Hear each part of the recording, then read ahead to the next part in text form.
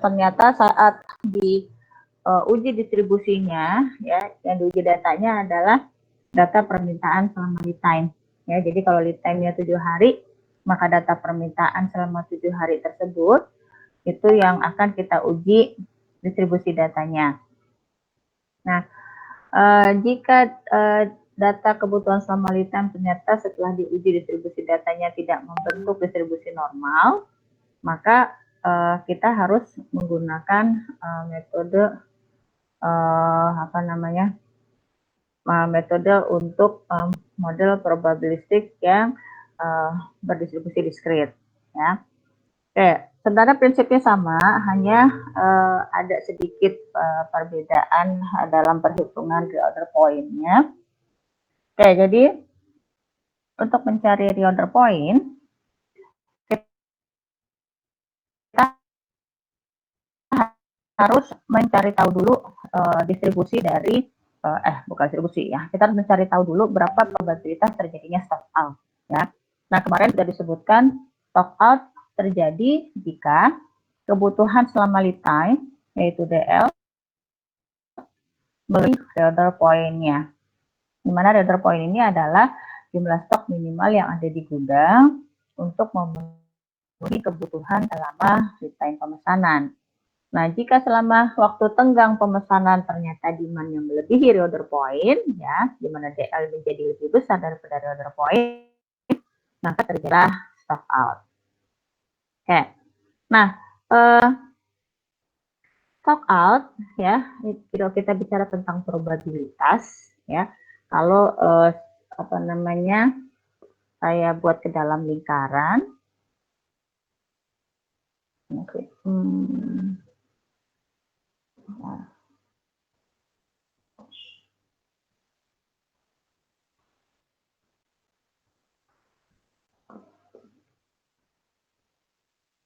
Ya.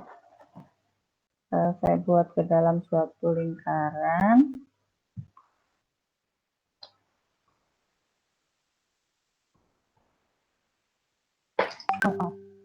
Probabilitas, oke.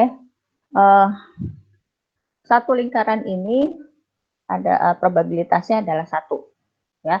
Probabilitas lingkaran ini adalah 1, oke.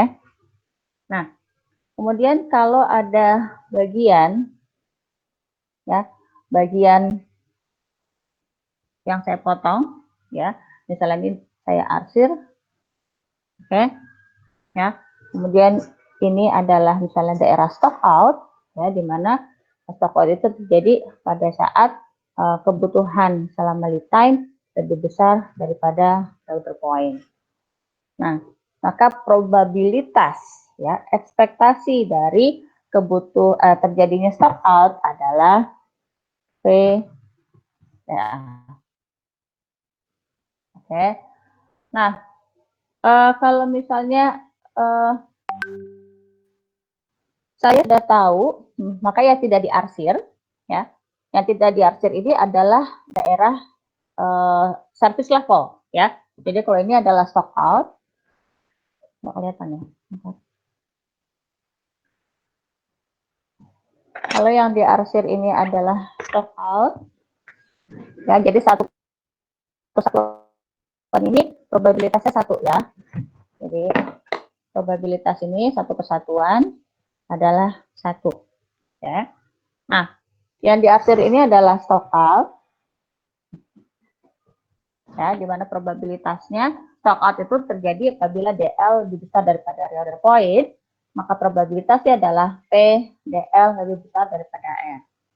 Nah, yang tidak diarsir ini merupakan wilayah service level. Udah. Ya. Hah?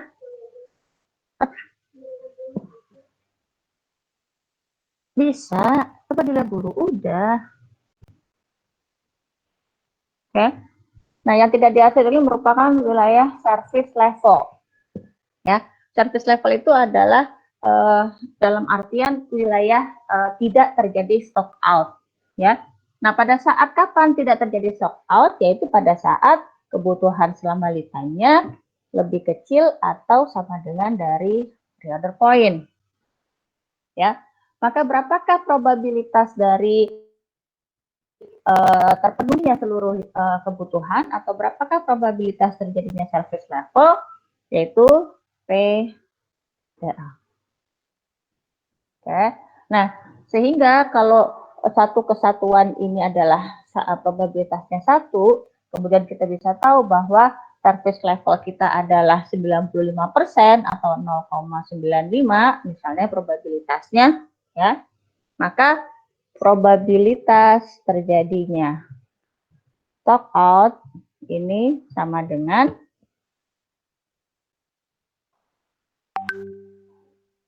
ya, probabilitas terjadinya stock out itu sama saja dengan 1 dikurangi dengan service level, ya, sama dengan 1 dikurangi dengan apa sih probabilitas terjadinya service level, gitu, ya. Nah, sehingga kalau dilihat dari rumusnya, saya balik lagi ke modul.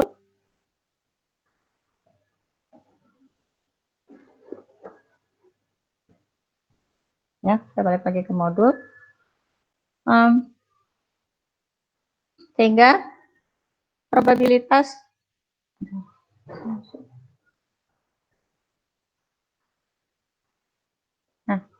ya, probabilitas terjadinya stock out itu sama saja dengan 1 dikurangi probabilitas terjadinya service level, yaitu P probabilitas DL lebih kecil daripada failure point, ya. Nah, di mana probabilitas dari DL ya, sorry. Probabilitas terjadinya service level itu sama saja dengan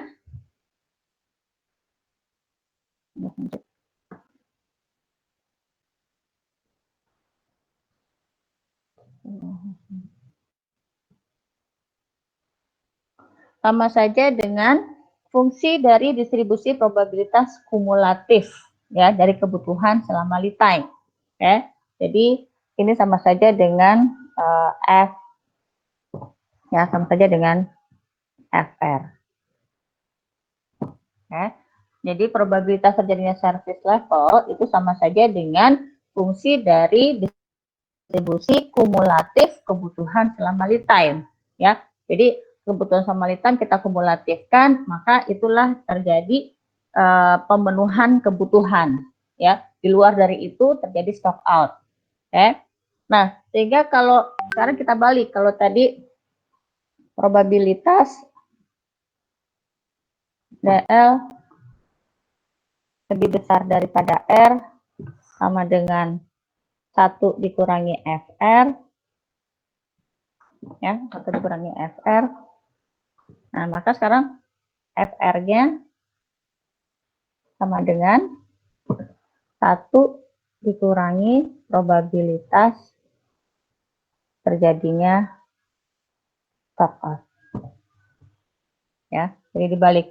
Maka distribusi probabilitas kumulatif dari kebutuhan selama lead time, ya, itu sama saja dengan 1 dikurangi dengan probabilitas terjadinya stock out. Oke, kenapa kita mencarinya yang FR? Karena kita akan mencari pada saat berapa kumulatif permintaan selama lead time itu yang menjadi order point-nya.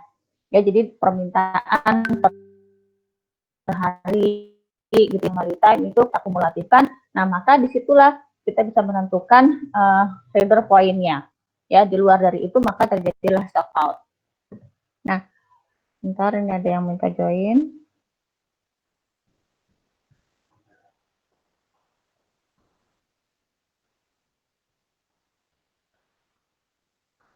Oke. Nah, di mana tadi kita balik lagi ke modul, ya,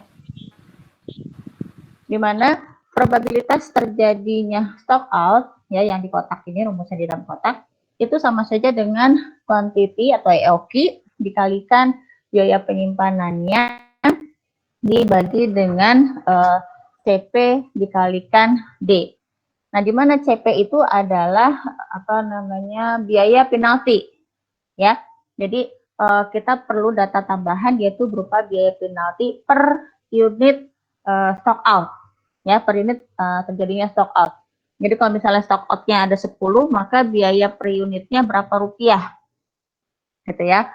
Nah, sehingga distribusi probabilitas kumulatif dari kebutuhan sama lead time itu sama saja dengan yang ininya, ya. Tadi gimana tadi ya, probabilitas terjadinya stock out adalah Q dikalikan I dibagi biaya penalti dikalikan demand, ya. Maka FR itu sama saja dengan 1 dikurangi P probabilitas terjadinya stock out, ya. Nah, di mana probabilitas terjadinya stock out adalah I dikalikan I dibagi CP kalikan D, ya. Nah, maka dari dari distribusi kumulatif inilah nanti yang akan kita dapatkan nilai reorder point-nya. Oke. Nah, untuk rumusnya, rumus total cost-nya,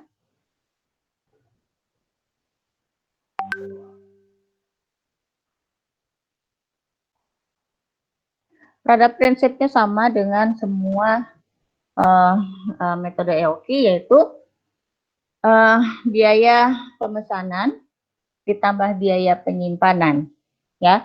Nah, cuman di metode probabilitas karena akan ada kemungkinan terjadinya stock out, maka ditambah dengan biaya kemungkinan terjadinya stock out. Oke. Nah, pada probabilitas ini, ya, di mana biaya pemesanannya,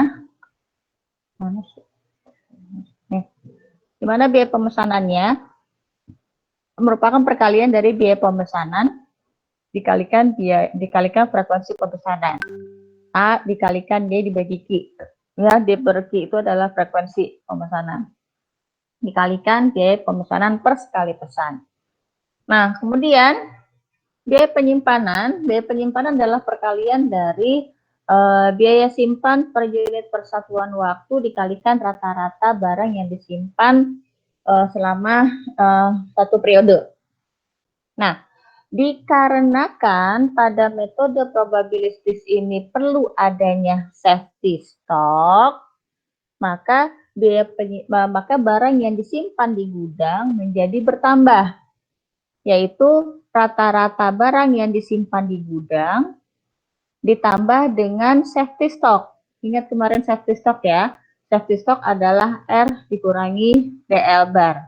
Oke, saya ulang lagi yang kemarin. Ada rumus yang continue, ya, di mana safety stock, ya, reorder point adalah DL ditambah safety stocknya. Sehingga kalau dibalik, safety stock sama dengan R dikurangi DL bar, ya, dikurangi dengan rata-rata atau ekspektasi kebutuhan selama lead time. Oke. Nah, sehingga untuk biaya penyimpanannya harus barang yang disimpan di gudang adalah rata-rata barang yang disimpan di gudang, yaitu Q per 2 juga dengan safety stocknya, ya, karena dia kan karena untuk menghindari terjadi stock out, maka kita harus simpan barang nih sebagai buffer. Nah, itu kan akan konsekuensinya menambah biaya penyimpanan.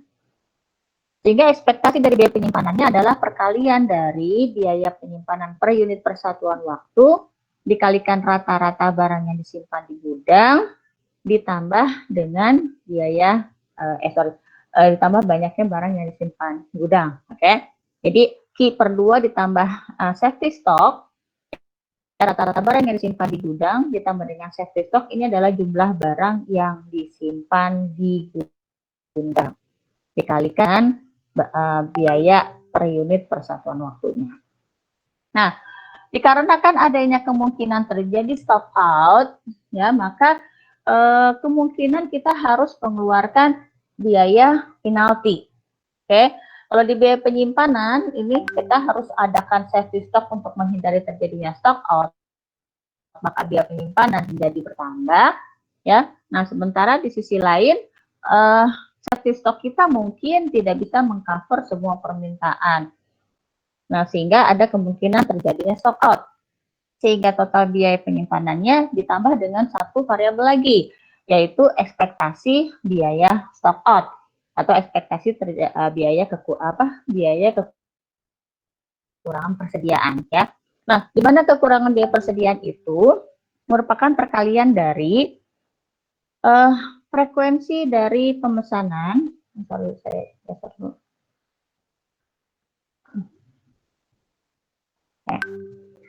Frekuensi dari pemesanan, ya, dikalikan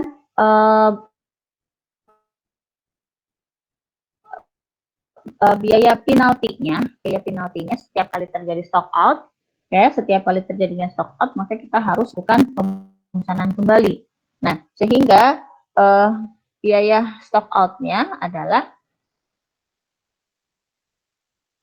frekuensi dari pemesanan dikalikan dengan biaya stock out-nya, ya, biaya penalti jika terjadi stock out. Oke. Nah, tetapi karena sifatnya probabilitas, sifat terjadinya stock out adalah kemungkinan, maka dikalikanlah dengan probabilitas terjadinya stock out, ya, yaitu sigma dari kebutuhan selama lead time dikurangi reorder point dikalikan probabilitas terjadinya kebutuhan yang melebihi reorder point. Ya, di sini lihat di bawah tanda sigma ini ada tanda DL-nya ini harus lebih besar daripada reorder point, ya. Jadi nilai DL di sini nggak semua DL, tapi hanya DL yang lebih dari reorder point, karena sesuai dengan esensi dari rumusnya, yaitu biaya ekspektasi dari kekurangan variasi biaya terjadinya kekurangan persediaan. Nah, kapan terjadinya kekurangan persediaan? Jika kebutuhan samaritannya atau DL-nya lebih besar daripada reorder point. Oke. Nah, sehingga probabilitas terjadinya stock out adalah ini, ya, probabilitas jumlah kebutuhan yang lebih besar daripada reorder point, ya, kemudian dikurangi dengan reorder point, sehingga itu adalah selisih di mana itu selisih, ya, di mana selisihnya itu menyatakan stock out kita. Jadi kalau misalnya reorder point kita adalah 10, kemudian DL-nya adalah 15, maka stock out kita adalah sebanyak 5 unit. Ya.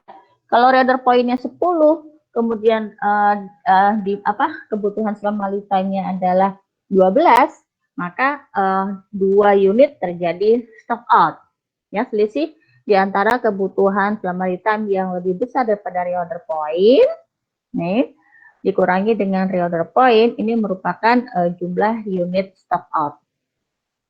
Dikalikan dengan probabilitas munculnya angka 12. Dikalikan dengan munculnya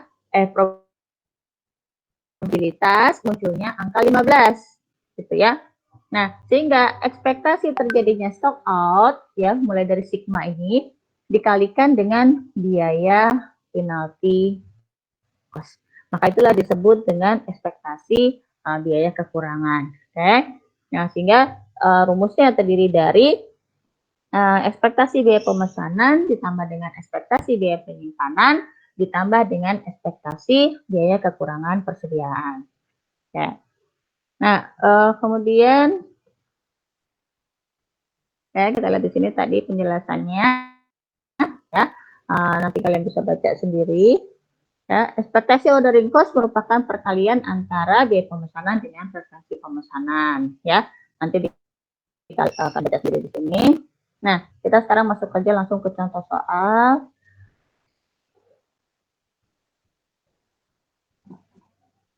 Nah, diketahui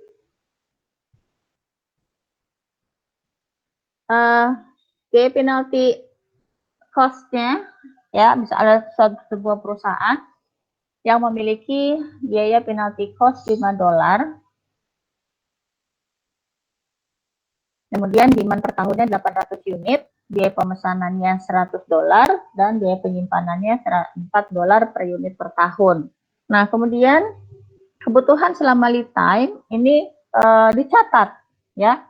Setiap kali terjadi pemesanan, maka selama waktu tenggang pemesanan itu permintaannya selalu dicatat, ya, dibuat distribusi frekuensinya, sehingga dapat ditemukan berapa probabilitas dari masing-masing kebutuhan selama lead time. Ya, ini datanya. Oke, jadi dalam satu periode didata bahwa ada 1, 2,